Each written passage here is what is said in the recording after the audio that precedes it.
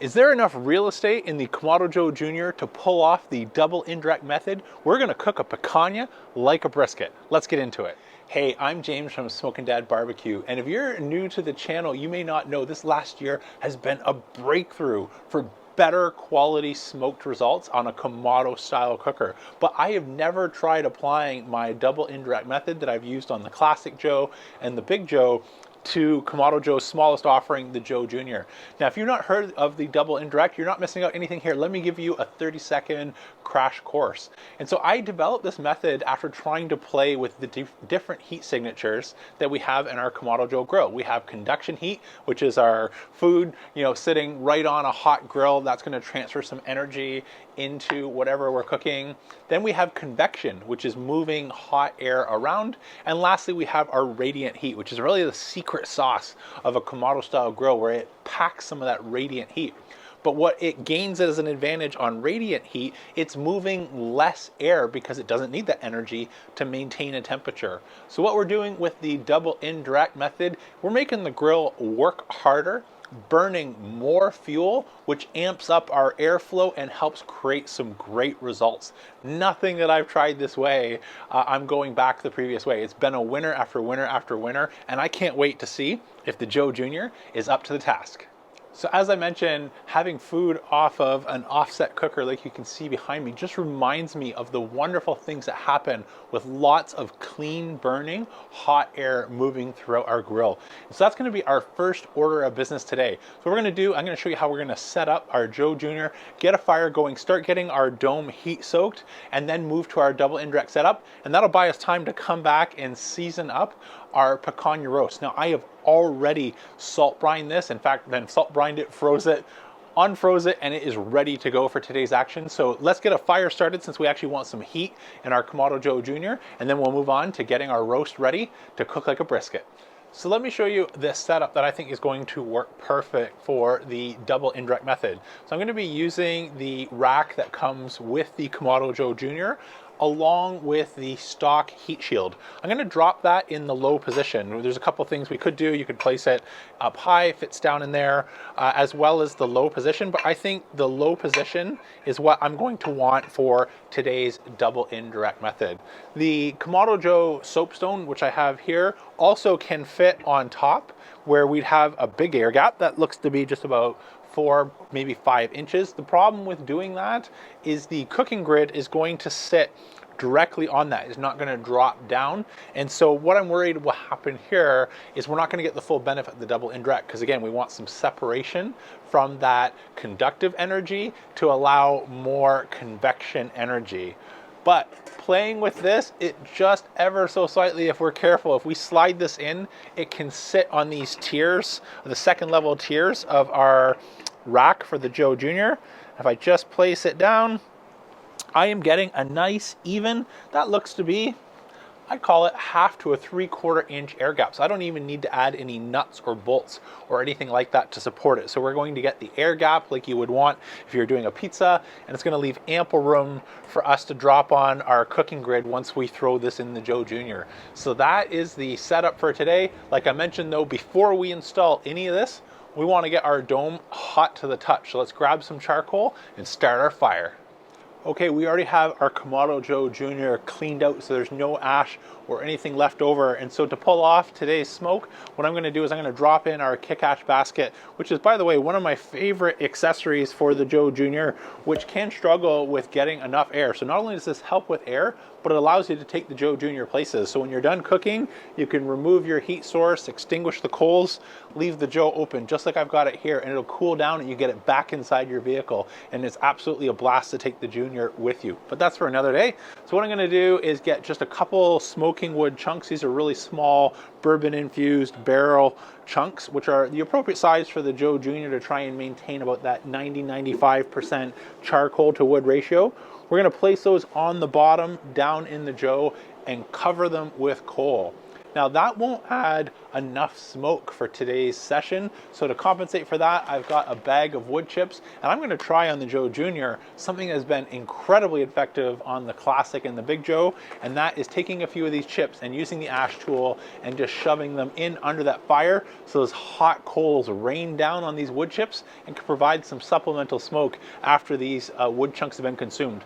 The other reason in the Joe Jr. I don't want to go too aggressive with the wood is it'll take up volume that I need for charcoal to get the heat to power our double indirect method up to about 300 degrees Fahrenheit, and wood also ashes up, and so I don't want large chunks that are just going to dissipate quickly and create a lot of ash and maybe cause our fire to struggle to find the charcoal adjacent to it to continue that nice even heat that we're after.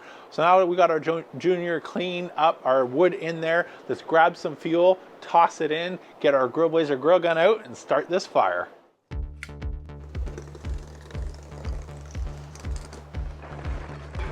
So as you can see, a couple pieces of Fogo Super Premium are too large for the Joe Jr. Fogo Black is better for that. So I've just grabbed a few smaller pieces out of the bag, fill in these openings, and we're ready to fire it up.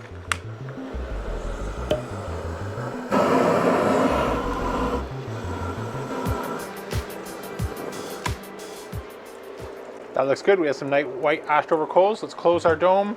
Actually, I'll just take off the top portion right now, one-handed, and let that start to get hot. Okay, our Joe Jr. is up to temperature. It's reading about 600 degrees Fahrenheit on the dome, but it's not 600. If I'm able to touch it and I'm not getting scolded, it's not 600 degrees, but it is heat soaked and it's going up quick. So we want to now start to slow things down. So since I've never shown this before, let me show you how to install the smokeware chimney cap, or the easiest way I found is first just drop on your base piece. Then we're going to drop in our gasket by pushing it down around the ring so you get a nice good seal. Looks good to me. Then we can drop on our top portion, and I'm going to leave that wide open for now, but we will take the bottom vent and slide that down, reach around, little Kamado Joe Jr. hug, to about 1 finger's width, as well as installing our double indirect cooking grids and heat deflectors, and let this stabilize for about 300 degrees Fahrenheit. So while we're waiting for our Joe Jr. to stabilize, and again, we weren't actually 600 degrees, so I'm not worried about thermal shock of dropping in those cool ceramics and soapstone, but I wouldn't want to go much further. I do like to wait for the dome to be hot in the Joe Jr. and dropping it in. Whereas if we were on the Big Joe or the Classic Joe, we could install our deflectors in a pizza pie configuration and let some of that heat up, and they would all warm up together. But in the Joe Jr., we're blocking the heat and we're burning way too much fuel to actually get our dome hot. So I like to do it the other way around, get our dome hot, then install our deflectors. For seasoning, since our picanha that we're going to cook like a brisket has already been dry brined overnight with Diamond Crystal Kosher Salt, sorry, I'm going to go easy on the salt. So I'm just going to add a sprinkle of Lawry's seasoned sea salt just to get a little bit of that salt on the outside, since it's already going to be all the way through our roast. And then I'm using truff hot sauce as a binder, some garlic, some onion, and some fresh cracked black pepper. I'm going to use a meter probe to keep track of today's cook, and I'm going to be aiming for about around 160 degrees Fahrenheit. See where we're at, and the game plan here is to go foil boat. So I don't want to overdo the bottom, especially on the Joe Jr. where we have less distance from our fire than any of the other Joes. I'm thinking around 160 should be a good spot for that bark to be formed, but I don't want to overdo the bottom. Put it in the boat, which is also going to help accelerate the cook and retain some of those juices. That's the game plan. Let's let this stabilize. Once we see and we're holding 300, got our vents locked in, we'll get this on the grill and we'll be along for the ride. Okay, our Joe Jr. is now holding stable at just above 300 degrees Fahrenheit, and it's looking good. So let's get this on, throw it on the grill, and get smoking. Just fits fine with the meter probe. Make sure I'm not hanging over one edge more than the other. I think we're good. Just fits perfect. Okay, we are about an hour into our cook and we're now holding about steady around 300 degrees Fahrenheit. So I did make some adjustments to the top of my smokeware cap. I've never done the double indirect setting, so some of those vent settings are a little bit different. So we're sticking with one finger on the bottom and it's also about one finger up top. So now that I know that, I'm gonna go into the meter app and just make a note that if I do the double indirect in the Joe Jr. again, what vent setting I want. That'll help make it easy for me to find that vent setting. And ever since the app has been updated to allow this note-taking feature, this has been a game changer at remembering what's worked and maybe what's not worked. I'll enter that at the end once we know this worked. If it didn't work, maybe we'll come up with a new note.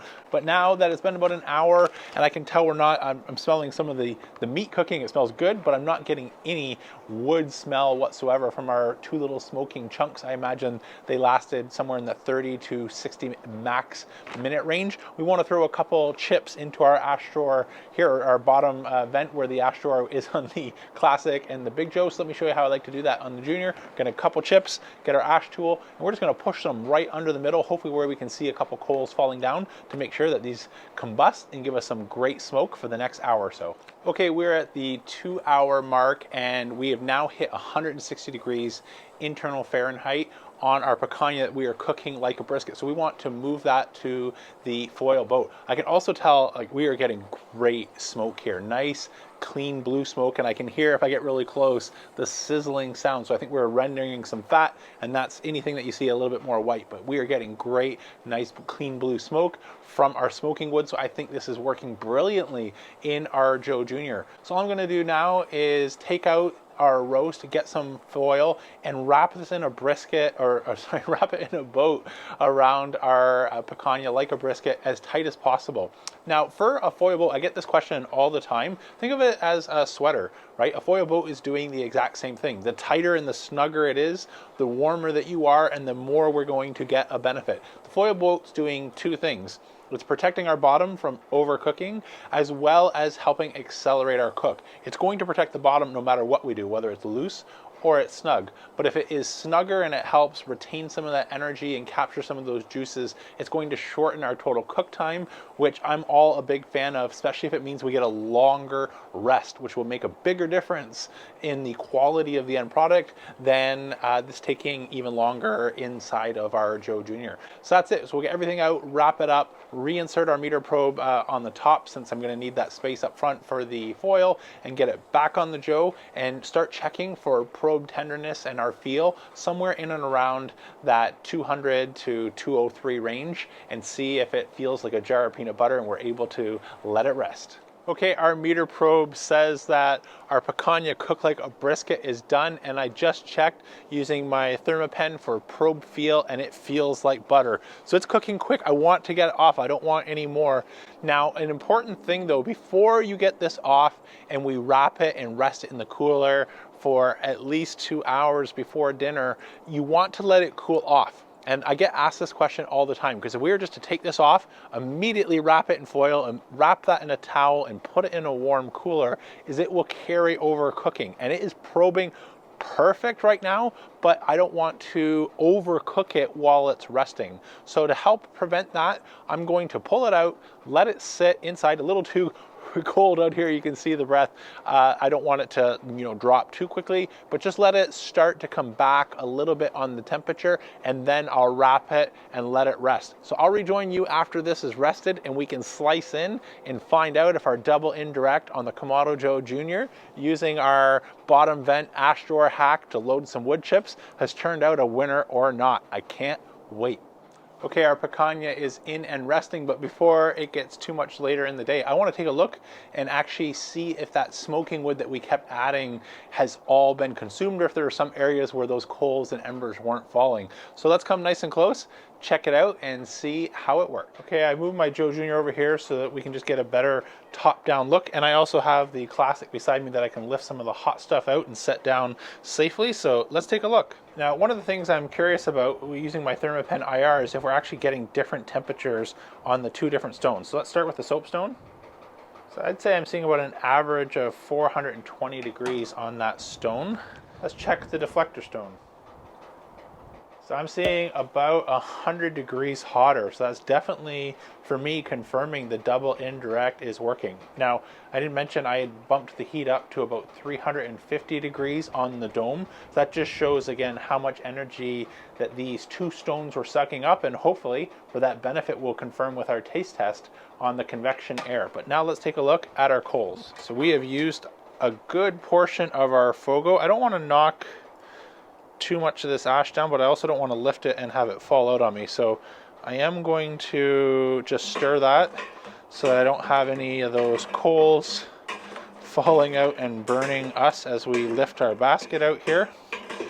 And then we'll try and look and see if there's any fresh wood chips underneath. This is, again, exactly what you would do if you were trying to cool your Junior down and get it into a car and take it somewhere, just by removing the heat source. And so if we do go inspector gadget here on our coal bed or our ash bed, obviously we have a little bit of that ash that we've dropped down, but I am not seeing a single recognizable wood chip. So I definitely think, hopefully you can see that as well as I'm able to see, that all of the ash chips that we added throughout the cook have been consumed and should be smoke, turning into an amazing brisket knockoff with our sirloin or our picanha roast, or sirloin cap is what Costco calls it.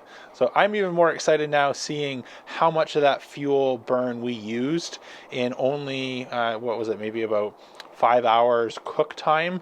That is definitely achieving our goal of burning more fuel, burning our wood chips, and what I hope turns out a real winner for the best tasting low and slow cook I've done on the Joe Jr. yet. Okay, our rest is up. That means it is taste test time. And I, for one, am really excited. Let me know down in the comments if you think it's gonna work, not work. But I think all the signs point to yes. Using the amount of fuel, I've never used that much fuel in the Joe Jr. before, let alone in this short a period of time. All of our wood chips gone. The color on the brisket, or the picanha cooked like a brisket, looks amazing. So I think we're in for a treat. Let me run inside and bring it out here. We can get to slicing and see if we have a winner. All right, moment of truth. So all we're gonna do, we're gonna slice against the grain on a picanha. They run sort of the lengthwise here of the triangle. So to help get the most juicy product, let's slice right down the middle using my Dal Strong slicer. Let's check that out. That looks juicy. Whew. Really, really good. So I don't want to squeeze all those juices out, but let's cut a slice. So you don't get the full length as you would on a brisket, but even just looking at that, how it's bendy, not falling apart, flopping, for a little bit thicker than a pencil cut, but that looks good. And if we just give it a pull, you can see it immediately comes apart. Let's dig in for a taste test here. That is the best low and slow cook I've ever done on the Joe Jr. 100%. What am I getting? So A, I'm getting a little bit of that pulp. I'm so excited, can't speak. Pop from the Lowry's, just a skim on the surface. A little bit of salt that is coming through. You can taste it. I'm really glad I did that, but it dissipates immediately to tender and juicy beef flavor inside. And I'm so thrilled here. We have a properly rendered fat cap, and words cannot describe. If you've never done this where you've got your fat cap, it's always been down, which is conventional wisdom, put your fat cap towards the heat. You are missing out on this meat candy kind of caramelized, sticky, gooey, sweet, awesome texture that you get with the fat cap up. And to pull this off on the Joe Jr., I couldn't be more impressed. And I was really happy to see as well the Thermapen IR confirm over 100-degree differential between our stones. So we're going crazy hot, and then our grid. So that fire is working hard and helping amping up that airflow. And I also think, I don't know if that's coming through here or not on camera if you can see, but on the Joe Jr., I think that's one of the strongest smoke rings that I've had. Normally the Joe Jr. doesn't put out a smoke ring like what you get on the bigger Joe, especially with the use of the slow roller, but that worked marvelously. Well, I hope you really enjoyed this one. I had a lot of fun trying it. If there's something else you'd like to see me do, let me know in the comments down below. While you're there, check out the members section. I also have a chance to go live with members monthly and answer questions in a little bit more of an intimate one-to-one manner. But I'm going to get this in before it cools off any further. So that's it for today. I'm James from Smoking Dad Barbecue signing off. Don't be afraid to fire it up. I don't mind if I do. Yep.